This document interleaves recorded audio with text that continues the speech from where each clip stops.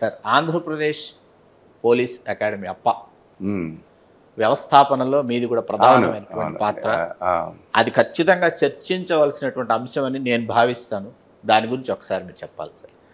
ఇప్పుడు మనకు మద్రాసు నుంచి సపరేట్ అయిపోయిన తర్వాత ఆంధ్రప్రదేశ్ మనకు పోలీస్ అకాడమీ అంటే ఏం లేదు. అనంతపూర్లో ఒక పోలీస్ ట్రైనింగ్ కాలేజ్ ఉండేది కానిస్టేబుల్స్ది. అనంతపురం. దాన్నే వాళ్ళు సబ్ ఇన్స్పెక్టర్స్కి వాళ్ళకి ట్రైనింగ్ ఇన్స్టిట్యూషన్ కింద డెవలప్ చేశారు. తర్వాత దాన్నే డిఎస్పీస్ రిక్రూట్ అయిన డిఎస్పీస్ ట్రైనింగ్ ఇవ్వడం కూడా అక్కడే మొదలుపెట్టారు. సపరేట్ ఇన్స్టిట్యూషన్ అంటూ లేదు. తర్వాత తెలంగాణకు వచ్చినప్పుడు తెలంగాణలో కూడా పెద్ద ఇన్స్టిట్యూషన్ ఏం లేదు. అప్పుడు మనకు సిపిఎల్ అని ఉండేది ఇక్కడ, సెంట్రల్ పోలీస్ లైన్స్, ఇప్పుడు కొంచెం అంబర్పేటలో. దాంట్లో ట్రైనింగ్ ఇచ్చేవాళ్ళు. They are not meant for training institutions. ఏదో ఒక ఉండాలి కదా అని చెప్పి చేశారు. అప్పుడే గోరే కమిటీ అని government of India police training మీద ఒక కమిటీ పెట్టారు. Doctor Gore Tata institute of social sciences chief ఆయన ఒక రిపోర్ట్ రాశాడు. పోలీస్ ట్రైనింగ్ చాలా బ్యాడ్ షేప్లో ఉంది, దీన్ని మనం కొత్త ఇన్స్టిట్యూషన్స్ పెట్టాల్సిన అవసరం ఉంది. ఈవెన్ ఓల్డ్ ఐపీ ఆఫీసర్స్ కూడా సపరేట్ ఇన్స్టిట్యూషన్, కామన్ ఇన్స్టిట్యూషన్ లేదు. ఎక్కడ వాళ్ళు అక్కడ ట్రైన్ అయ్యేవాళ్ళు. యూపీలో రిక్రూట్ అయితే యూపీలో, లక్నోలో కాలేజీలో, సౌత్లో రిక్రూట్ అయితే వెల్లూరులో ట్రైనింగ్, ఐపీ ఆఫీసర్స్ ఆల్సో. అది నేను అప్పుడు మన అంజయ్య గారు చీఫ్ మినిస్టర్ ఉన్నప్పుడు మన నేషనల్ పోలీస్ అకాడమీ ఇక్కడికి వచ్చింది అప్పుడే కొత్తగా. అప్పుడు అంజయ్య గారు అది నేషనల్ పోలీస్ అకాడమీ చూసి మనకెందుకు ఉండకూడదు ఇట్లాంటి అకాడమీ అని చెప్పి ఆయనకు ఒక వెంటనే ఐడియా వచ్చింది. ఎర్లీ 80s ఇది. 80sలో 75, 76లో వచ్చింది ఇక్కడికి పోలీస్, అది నేషనల్ పోలీస్ అకాడమీ. అంజయ్యని ఇన్వైట్ చేశారు వాళ్ళు, ఏదో ఒక దీనికి. అప్పుడు ఆయన చూశాడు ఫస్ట్ టైం, ఇంత బాగుంది ఇది మనకెందుకు ఉండకూడదు అని. ఆ రోజు ఆయన స్టేట్మెంట్ కూడా ఇచ్చాడు ఆ విధంగా. కానీ ఆయన తర్వాత మళ్ళీ భవన వెంకటరామారావు వచ్చారు, తర్వాత ఎన్టీ రామారావు. ఎన్టీఆర్కి మళ్ళీ అదే ఐడియా వచ్చింది, మనం కూడా ఒక పోలీస్ అకాడమీ పెట్టుకోవాలి అని. అప్పుడు నేను విశాఖపట్నంలో డిఐజీగా ఉన్నాను. సల్టానా గారని మాకు ఐజీ, అప్పుడు డీజీపీ. ఆయన నాకు ఫోన్ చేసి ఇట్లా పెట్టాలని అనుకుంటున్నాము, నువ్వు అయితే బాగుంటుందని అనుకుంటున్నాను, నువ్వు మళ్ళీ నో అని చెప్పవద్దు అని. అప్పుడు my father was bed return, some problems ఉన్నాయి, అయినా కూడా పర్వాలేదు లేని చెప్పి నేను వస్తాను లేండి సార్ అని చెప్పాను నేను ఆయనకి. ఆయన నన్ను డైరెక్టర్ ఆఫ్ ది అకాడమీ వేసిన తర్వాత కొన్నాళ్ళకి రామ్మోహన్ రావు గారు వచ్చారు డీజే కింద. ఆయనకు కూడా ట్రైనింగ్ అంటే చాలా ఇంట్రెస్ట్, దాన్ని బాగా మంచి ఇన్స్టిట్యూషన్ ఒకటి బిల్డప్ చేయాలని కోరుకుండేది. సో నాకు ఆ ఇంట్రెస్ట్ ఉంది, ఆయనకు ఆ ఇంట్రెస్ట్ ఉంది కాబట్టి మేము ఫుల్ ఫ్లెడ్జ్డ్ అదే పనిలో పడి ఒక ప్రాజెక్ట్ రిపోర్ట్ తయారు చేయించామన్నమాట. ప్రాజెక్ట్ రిపోర్ట్ చేయకపోతే గవర్నమెంట్ ఏమంటారు, మీకు ఇవన్నీ ఊరికే ఓవరాల్గా మనకు రిపోర్ట్ పంపిస్తే అంత పెద్ద ఇన్స్టిట్యూషన్ శాంక్షన్ చేయించడం అంటే కష్టం. ఒక ప్రాజెక్ట్ రిపోర్ట్ తయారు చేయించి అప్పుడు ఇన్స్టిట్యూట్ ఆఫ్ పబ్లిక్ ఎంటర్ప్రైజెస్ ఒకటి ఉండేది, అంటే మనకు శంకర్ గారని మన ఐఏఎస్ ఆఫీసర్, ఆయనే డైరెక్టర్ దానికి. ఆయనతో రిక్వెస్ట్ చేసి వాళ్ళు ఇన్స్టిట్యూట్ చదివా. శంకర్ గారిని ఎందుకు చేశానంటే ఆయన ఇంతకుముందు ఫైనాన్స్ సెక్రటరీ ఉన్నాడు ఆయన. సో ఆయన సంతకం పెడితే వీళ్ళు ఎవరు కాదనరా నేను కండిషన్ పెట్టాను, మీరు సంతకం పెట్టి ఆయన సంతకం పెట్టిస్తేనే తీసుకుంటాను. సో ఆ రిపోర్ట్ అంతా ఇన్ఫర్మేషన్ అంతా ఇచ్చింది మేము ఇచ్చిన ఇన్ఫర్మేషనే వాళ్ళు ఒక షేప్లో పెట్టి మా రిక్వైర్మెంట్స్ మేము ఎట్లా ప్రొవైడ్ చేసామంటే నెక్స్ట్ 10 years, 20 years, 30 years తర్వాత ఎట్లుంటుంది, ఎంత రిక్వైర్మెంట్ ఉంది ఆఫీసర్స్, దానికి ట్రైనింగ్ కెపాసిటీ ఎంత ఉండాలి, పీక్ లోడ్ ఎంత ఉండాలి, పీక్ కెపాసిటీ ఎంత ఉండాలి అని, దాన్ని బట్టి మిగతా ఫెసిలిటీస్ అన్నీ చేసుకుంటూ వచ్చి ఏ డిపార్ట్మెంట్స్ ఉండాలి, ఇదంతా ఒక కాంప్రిహెన్సివ్ స్టడీ తయారు చేసి ప్రాజెక్ట్ రిపోర్టు ఇన్ఫర్మేషన్ అంతా వాళ్ళకి ఇస్తే వాళ్ళు ఒక షేప్లో పెట్టి ఆయన దగ్గర సంతకం పెట్టి తీసుకొచ్చారు. అప్పుడు ఇక్కడ మా హోమ్ సెక్రటరీ ఒక ఆయన పోలీస్ ఆఫీసర్ ఉండేవాడు, ఆయన అమ్మో ఇది చాలా అంబిషియస్ ప్రాజెక్ట్ అన్నాడు. ఇంకొక ఆయన ఫైనాన్షియల్ అప్పుడు ఇంకొక ఆఫీసర్ ఉన్నాడు, ఆయన కూడా ఇది ఒక పెద్ద అంబిషియస్, ఇద్దరు నెగిటివ్గా రాశారు, ఇంత పెద్దది అవసరం లేదని. మేము ఒప్పుకోలేదు. మేము ప్రాజెక్ట్ రివ్యూ కమిటీ అని ఒకటి ఉంది, ఆ కమిటీ ముందు తీసుకుపోయి పెట్టి దీన్ని క్లియర్ చేయించాం. క్లియర్ చేసిన తర్వాత గవర్నమెంట్ ఆఫ్ ఇండియా నుంచి ఇది అప్పుడు అది ప్లాన్ ప్రాజెక్ట్స్ అనేవాళ్ళు. అప్పుడు స్టేట్ గవర్నమెంట్ కొంత డబ్బు ఇచ్చినా maximum government of India grants ఇచ్చేవి. తర్వాత స్టేట్ గవర్నమెంట్ వచ్చిన తర్వాత జనార్దన్ రెడ్డి గారి టైంలో బిగ్ గ్రాంట్స్ ఇచ్చాడు ఆయన ఒకటి అది ఆయన ముఖ్యమంత్రిగా ఉన్నప్పుడు. అది కూడా నేను అప్పటికే ఇంటెలిజెన్స్లో ఉన్నాను నేను. ఆయనకి నేను చెప్పి, నేను ఇంటెలిజెన్స్లో ఉన్నా సార్, నాకు తెలుసు, నేను అక్కడ డైరెక్ట్గా ఉన్నాను కాబట్టి ప్రాబ్లమ్స్ తెలుసు. అప్పుడు ఈ సోషల్ వెల్ఫేర్ ఇది కొంతమంది సోషలిస్ట్ ఆఫీసర్స్ కొంతమంది ఉండేవాళ్ళు మాకు. సార్ ఇది వెల్ఫేర్కి కావాలి, అది కావాలి, ఇది కావాలి, డబ్బు దండ చేయడమే వాళ్ళు చేస్తున్న పని. అప్పుడంతా రకరకాల డబ్బు తీసుకుపోయి అన్నిట్లో పెట్టేసి వాటిని ఏ విధంగా ఇంప్లిమెంట్ చేస్తున్నారని చూసే పరిస్థితి కూడా లేదు. నేను చెప్పాను, సార్ ఈ సంవత్సరం మీరు ఈ what ever money you can spare you spare it this అంటే 1 year ఆయన 12 crores ఆ రోజుల్లో ఇచ్చాడు. 1 year అప్పట్లో పోలీస్ హౌసింగ్ కార్పొరేషన్కి ఇచ్చారు. దాన్ని మేము అప్పుడు ఢిల్లీ నుంచి ఒక ఆర్కిటెక్ట్ని తీసుకొని మాస్టర్ ప్లాన్ వేయించాం. మాస్టర్ ప్లాన్ వేయించి ఈ ట్రైనింగ్ రిక్వైర్మెంట్స్ అన్నీ వాళ్ళకి చూపించి స్క్వేర్ ఫుట్ వైజ్ ఎంత ఉండాలి కూడా ఇచ్చామన్నమాట. వాళ్ళు కూడా ఆర్కిటెక్ట్స్ ఇంత చక్కటి డ్రాఫ్ట్ రిపోర్ట్ మాకు ఎవరు ఇవ్వలేదు సార్ ఇంతవరకు అన్నారు. ఆ ప్లాన్ ప్రకారం దాన్ని చేసామన్నమాట. అందుకని అది బాగా వచ్చింది. అప్పుడు director national police academy Ali గారు అని ఉండేవాడు. ఆయన చాలా వెరీ గుడ్ ఆఫీసర్. ఆయన చూసి ఈ ప్రాజెక్ట్ రిపోర్ట్ ఇంత డీటెయిల్డ్గా ఉందని కాపీస్ చేయించి అన్ని స్టేట్స్కి ఇచ్చాడు ఆయన. ఇదే పద్ధతి మోడల్గా ఇదే పద్ధతిగా మీరు చేయాలి అని చెప్పి ఇక్కడికి మిగతా స్టేట్స్ ఆఫీసర్స్ నేషనల్ పోలీస్ అకాడమీకి ట్రైనింగ్కి వచ్చినా కూడా వాళ్ళని కూడా పంపించేవాడు. పోయి చూడండి జరుగుతూ ఉంది ఇదేనని. ఆ విధంగా ఒక కాంప్రహెన్సివ్ రిపోర్ట్ తయారు చేసాం ఆ రోజుల్లో. కానీ అప్పటికి మారిపోయింది. మళ్ళీ ఇప్పుడు సైబర్ క్రైమ్ ఎక్కువైంది, చాలా ఎక్కువైంది. తర్వాత ఇది మన ఫైనాన్షియల్ బ్యాంకింగ్ చాలా అవుతున్నాయి. అప్పుడు అది పెద్ద అంబిషియస్ ప్రాజెక్ట్ అనుకున్నారు వీళ్ళు. ఇప్పుడు మళ్ళీ ఇది నా లెక్క ప్రకారం ఇంకొక 2-3 అడిషనల్ డిపార్ట్మెంట్స్ క్రియేట్ చేయాలి. చేయిందే కానీ మళ్ళీ you will be out of touch. రెండోది, ఇప్పుడు ఆంధ్రప్రదేశ్ డివైడ్ అయిపోయిన తర్వాత తదుపరి ప్రశ్న, ఇది ఇక్కడ ఉండిపోయింది. ఆంధ్రప్రదేశ్లో ఇన్స్టిట్యూషనే లేదు. అక్కడ ఏంటి పరిస్థితి లేదు. అక్కడ పోతే ఏం ఇన్స్టిట్యూషన్ లేదు, ఏదో ఒక టెంపరీ ప్రెమిసెస్ నుంచి రన్ చేసే సేమ్ సిచ్యువేషన్ మళ్ళీ. కానీ ఇప్పుడు దీంట్లో ఉన్న కెపాసిటీ తెలంగాణ రిక్వైర్మెంట్స్కే సరిపోతుంది. అంతే.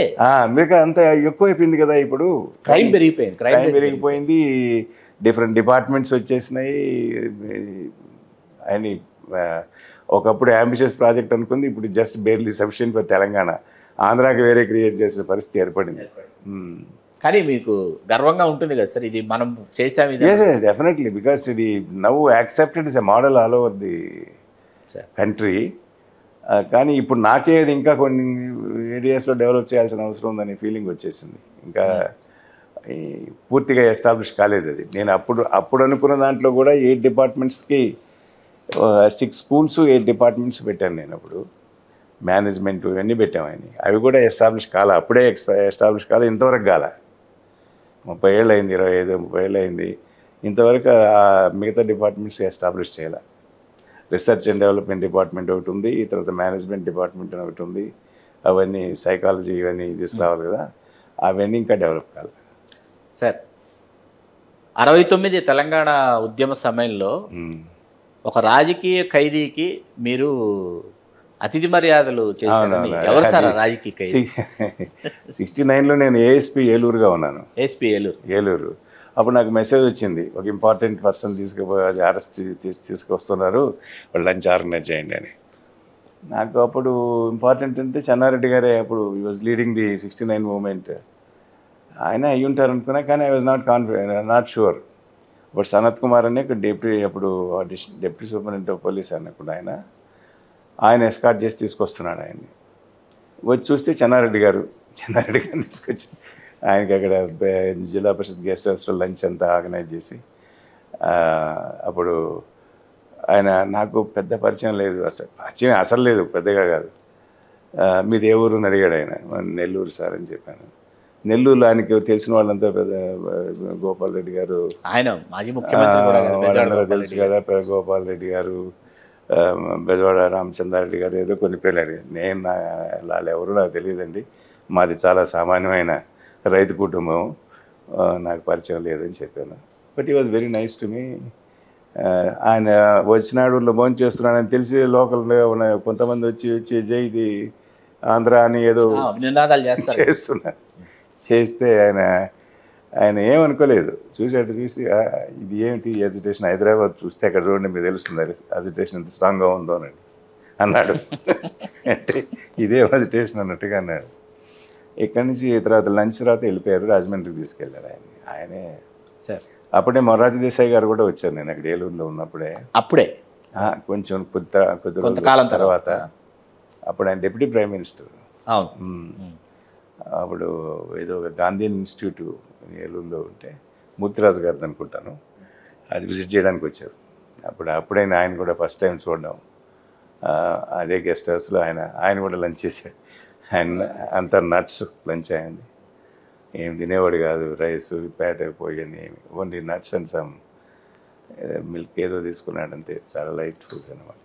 అట్లా సార్ చాలాసార్లు మిమ్మల్ని చాలామంది ప్రశ్నించినటువంటి ప్రశ్నే, కానీ ఎప్పటికప్పుడు మాలాంటి వాళ్ళని తెలుసుకోవాలనుకునేటటువంటి నిజం ఏంటంటే సి ఆంజనేయ రెడ్డి గారు డీజీపీ అయిపోతున్నారు అన్న పరిస్థితుల నుంచి సి ఆంజనేయ రెడ్డి గారు కాదు అనేటటువంటి పరిస్థితి ఎందుకు ఏర్పడింది, ఏం జరిగింది?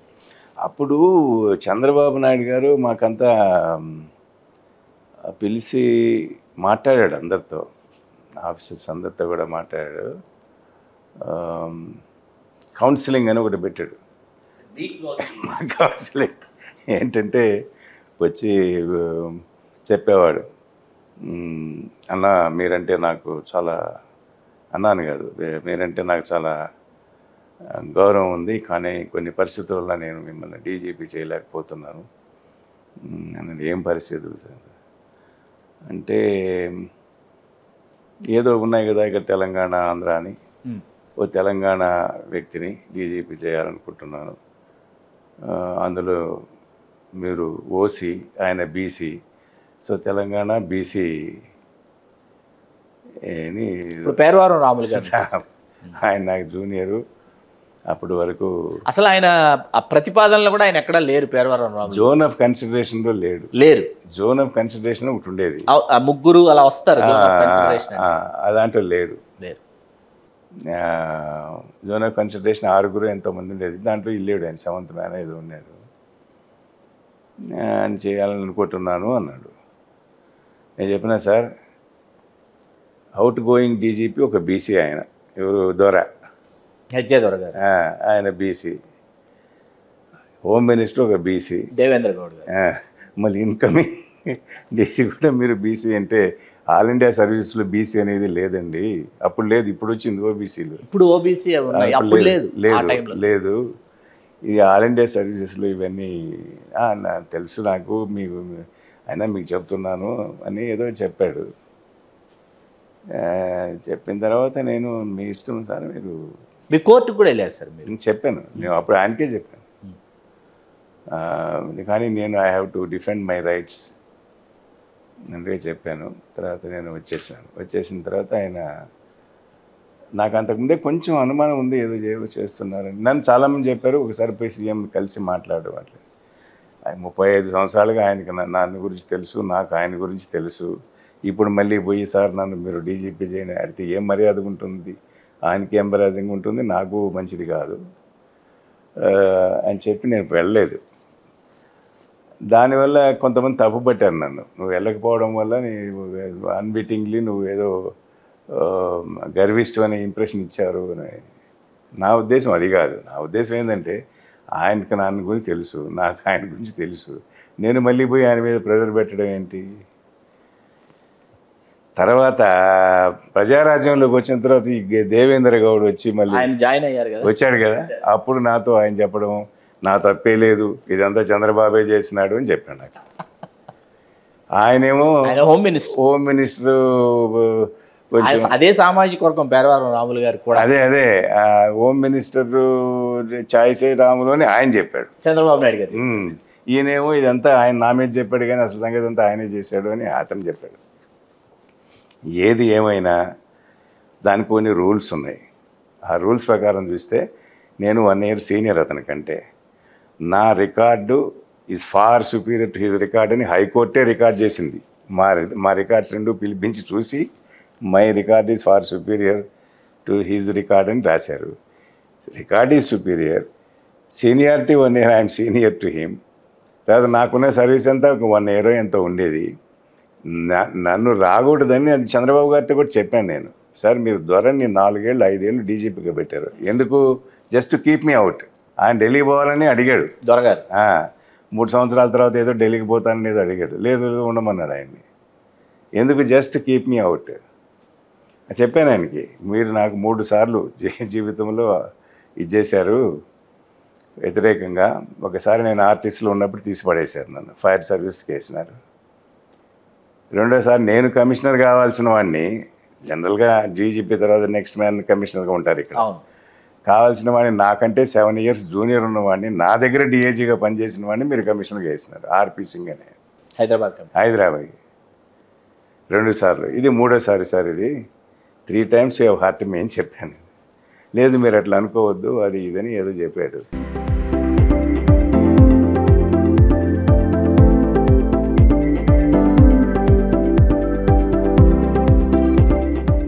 మీకు ఆఫర్ కూడా చేశారు అని అంటారు చంద్రబాబు గారు, మీకు ఏదో ఆఫర్ కూడా చేశారు ఆ సమయంలో అంటారు సార్.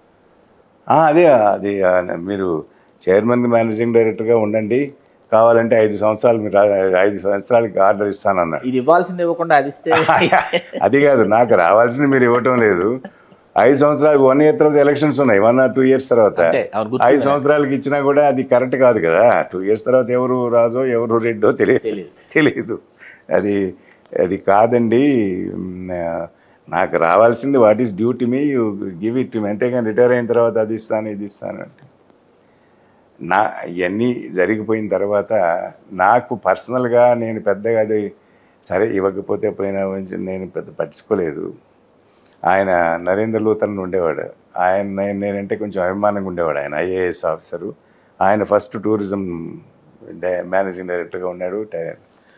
ఆయన చెప్పి నేను ఇక్కడే ఉండు టూరిజంలో బాగా చేస్తున్నాను, ఇక్కడే ఉండు. అటు మళ్ళీ పోలీసు పోయి ఏంటి నువ్వు చేసేది అక్కడ, ఏమి నువ్వు ఒక 4 ఎన్కౌంటర్లు చేసి పోతావు, రిటైర్ అయిపోతావు అంతే కదా, ఇక్కడే ఉండు అని చెప్తుండేవాడు నాకు ఆయన. అది కూడా నాకు విధంగా నచ్చింది, ఎందుకంటే అప్పుడు నేను ఇంపార్టెంట్ ప్రాజెక్ట్ చేస్తున్నా, తారామతి చేస్తున్నాను.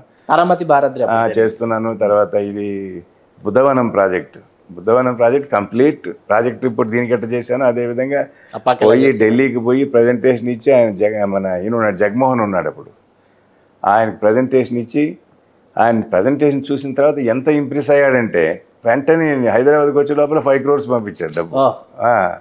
మొత్తం ఆ రోజులో 20-25 crores అయ్యేది. మీరు ఇవ్వండి సార్, నేను నా కార్పొరేషన్లో I was doing very well, కార్పొరేషన్లో డబ్బు ఉండేది బాగా, ఇదంతా డైవర్ట్ చేస్తుండేవాడిని. వెంటనే 5 crores ఇచ్చేసాను మొదలు. పైగా ఒక ఇంటర్నేషనల్ కాన్ఫరెన్స్లో చెప్పాడు, ఇది పెద్ద ప్రాజెక్ట్, ఇది నార్మల్గా మేమే చేయాల్సిన ప్రాజెక్ట్ అది, కానీ ఇతను ఆంధ్రప్రదేశ్ టూరిజం మీద నాకు నమ్మకం ఉంది కాబట్టి ఈ ప్రాజెక్ట్స్ నేను వాళ్ళకి హ్యాండ్ ఓవర్ చేస్తున్నాను అని చెప్పాడు కాన్ఫరెన్స్లో. అద్భుతం. అంత మంచి పెద్ద ప్రాజెక్ట్ అది బుద్ధవనం ప్రాజెక్ట్, మీరు చూసారో లేదో.